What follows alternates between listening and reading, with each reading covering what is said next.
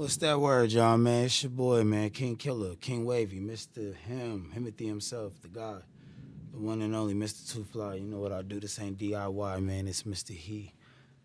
I don't know. I was gonna say something else, but I'm here to bring y'all something new. You know what I'm saying? We're gonna see if y'all fucking with it. It's something I've been finding myself going down the rabbit hole. I don't know how, I don't know when it started. I just know now I have a strange addiction to these videos. And I feel like through reading some of the comments, I'm not the only one confused, maybe even downright appalled at how this, I wouldn't say obsession, but collection, so to speak, has brought itself upon us. What is going on here, bro? Oh, damn. Anyway, so like I was saying, it's caver videos, bro. Caver videos. I never thought there was this thing existed. Why is people going in caves? Look, I get it. It's cool and all that. Look, we're just going to get into it. We're just going to get into it. We're going to do commentary as we're going in. Like, share, comment, subscribe. This is some new shit. I ain't seen nobody do this yet. I'm trying to be the first one. Maybe y'all can help me build a fan base on this. We're going to watch these together. We're going to talk about it together. We're going to figure it out together. Why these people?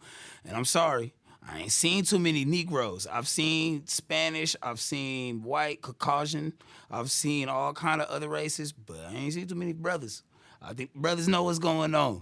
But we here to talk about it together with all races and all hues and people to figure out why people are doing this, what's going on with these people, and what's going through their mind when they're doing this, man. It's just outrageous. It's going down outside where I'm at, H-Town. You know, I'm over here off Fondren. It's going down right now outside. I ain't gonna lie to you, but let's get it cracking, man. 1, 2, 3. We will be looking at two horrifying caving stories that went horribly wrong. One of hydraulic horror within the I've been wanting to do this so bad. I was like, I gotta react to these things because I be watching them in horror, like. Cave, and another of 4 people trapped in inch-wide passages with no escape. As always, viewer discretion is advised. It was November 19th, 2006. The van bumped along the dirt road toward Rio Kamui. Okay. 13 tourists sat inside, Type looking shit. out the windows with growing excitement as they approached one of Puerto Rico's most famous underground rivers. Type shit. Winfredo Lopez Luquis looked at his watch and adjusted the headlamp on Winfredo know good and damn well he ain't supposed to be doing that, man. Winfredo know good and damn well he ain't supposed to be going down in that cave, man. his helmet. At 34 years old, he had guided hundreds of groups through these caves during his career. His NCRC Level 10 certification meant something in the caving community, and people trusted him underground because he had never let anyone down. But today, something felt different about the sound of... Never say never, baby. Damn! Okay, bro. I went through hell trying to get my camera set up. The fuck? What's going on, dog? rushing water echoing from below. Carlos Lopez unpacked the ropes from the back of the van while the tourists gathered around to listen. Winfredo explained the basic safety rules for cave exploration to 3 adults and 8 children, who stared at him with wide eyes. None of them knew that heavy rains had fallen the day before, and the river was running much higher than usual. Right there, that's a sign to turn around, ain't it? Like, y'all tell me in the comments, ain't that right there a sign to turn around? When they say that it's doing this outside the day before and you ain't know about it, but you done pulled up, you through, hunky-dory, y'all up here, you got your damn gear, whatever the fuck, and it's flooded. The cave that go underground, under sea level, had been flooded out. You just gonna go in there? The group started walking toward the Resurgencia area, which meant resurgence in Spanish. This marked the spot where the underground river emerged from deep in the earth after carving through limestone rock for thousands of years. The Rio Kamui had created channels with walls that reached 40 feet high, 12 meters, and the water moved fast as it carried rainfall for miles of underground passages. Winfredo led the way down the rocky path. Behind him, the tourists followed in a single line. The sound of rushing water grew louder with each step they took deeper into the earth. His teammate had warned him earlier that the river was flowing at 200 cubic feet per second, which was much higher than normal. They reached the edge of the wall and looked down at the river moving through the channel below. Guess what? This is where it's gonna happen. Right here. Somebody gonna slide they dumb behind into that damn lake, and they ain't got no equipment. Winfredo gonna be tripping. Watch, I can see it right now. This is one of them kids, one of them children, probably all four of them. This should get hectic every surface time. appeared calm, but hiding dangerous currents that Winfredo knew well from years of experience. What we gonna Near do? the 6-foot waterfall, 1.8 meters, there was a hydraulic where water spun in circles.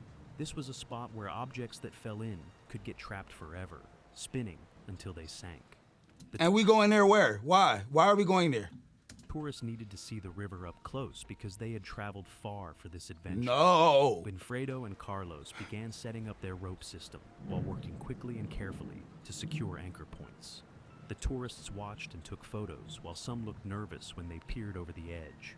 The wall dropped straight down to a narrow ledge beside the churning water. Carlos got ready to go down first with his harness connected to the belay system. He would rappel down and check the river conditions because safety rules demanded someone inspect the area before everyone descended. The belay line ran through a carabiner at the top of Do you really need anyone to do it when the dude told you outside it's been raining to know that it's not safe condition? Do we need that? I'd have been like, bro, they said 5 times not to come in here. I think that's enough. the wall. Look And and Carlos go. clipped his gear to the rope and started going down. The tourists gathered at the edge to watch as Carlos disappeared into the shadows below. Water spray came up from the hydraulic. At the bottom, Carlos moved along the ledge and stayed away from the waterfall while the hydraulic churned beneath him. Above them, Winfredo studied the setup and saw that the rope looked secure. The belay system worked properly, while Carlos moved carefully below and checked for problems in what seemed like a routine operation. But something bothered Winfredo as he listened to the sound of the water, which was louder than usual. The hydraulic looked more aggressive today as the river carried more debris than normal, with branches and leaves swirling in the current. His teammate's voice echoed in his memory about changing areas because the river was too high.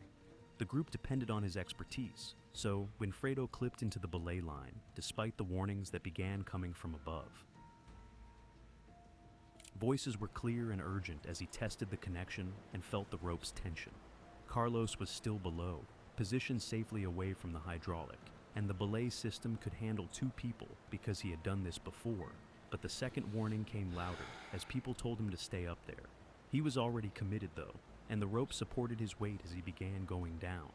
The tourists watched 2 guides now, their adventure becoming more exciting as cameras clicked and whirred in what they thought was normal cave guiding.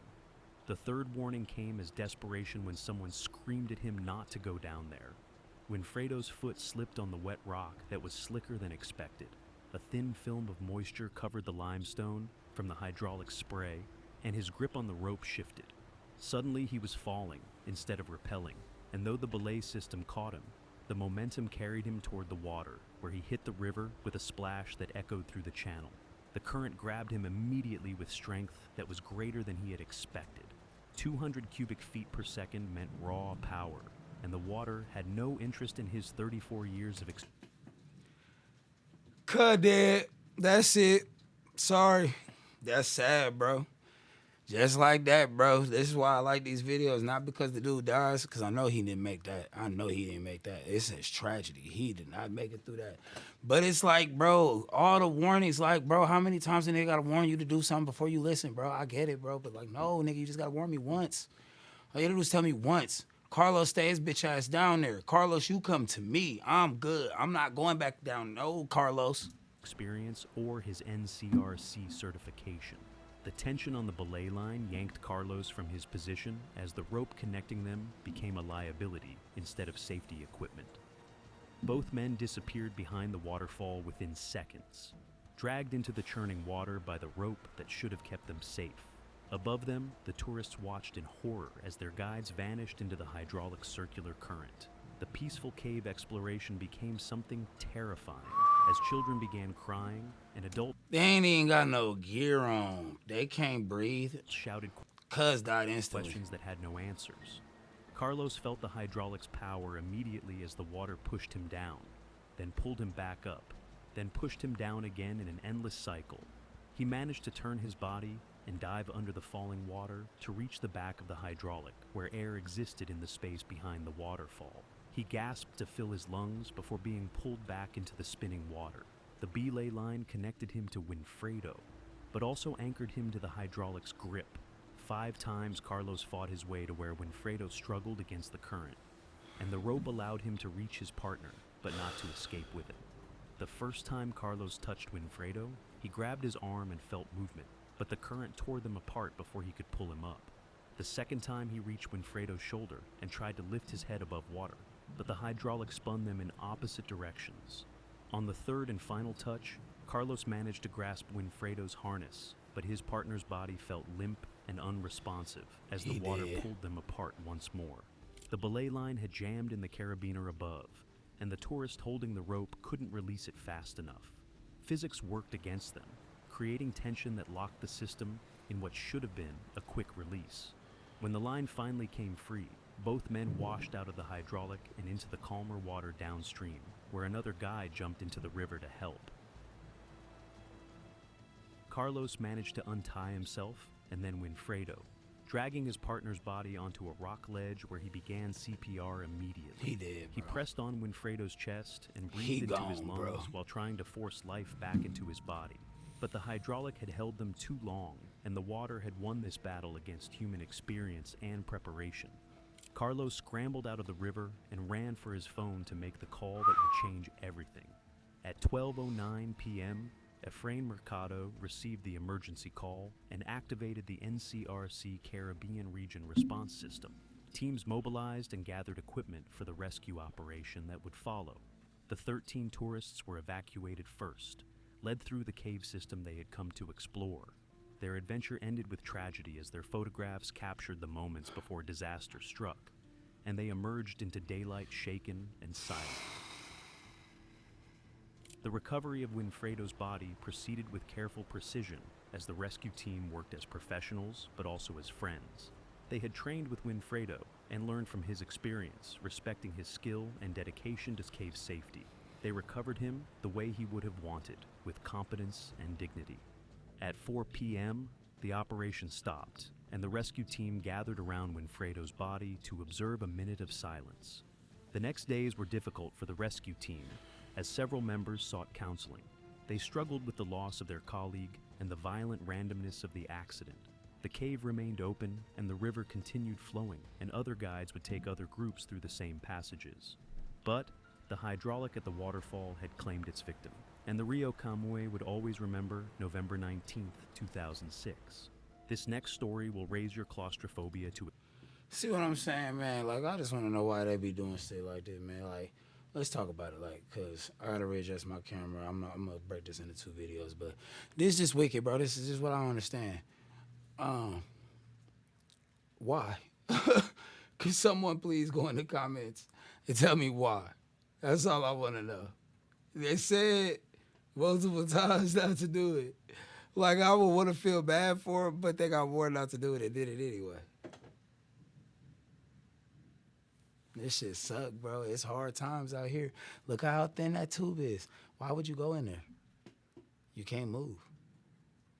And then you want to go into an even smaller one where you got to suck your breath in to get through? So how was you going to leave? How was you going to leave? Like, share, comment, subscribe, man. Tell me what y'all think about this entire situation. Is y'all with the caver movement? Should we start reacting to cave videos? Because I know all of y'all been getting these randomly. I see it like, who is even putting this in our algorithm? But you know what? We're going to take advantage of this. We're going to have these conversations of why people go caving. It sounds like something fun to do until you're doing it, right? Right? Like, share, comment, subscribe, man. I'm out.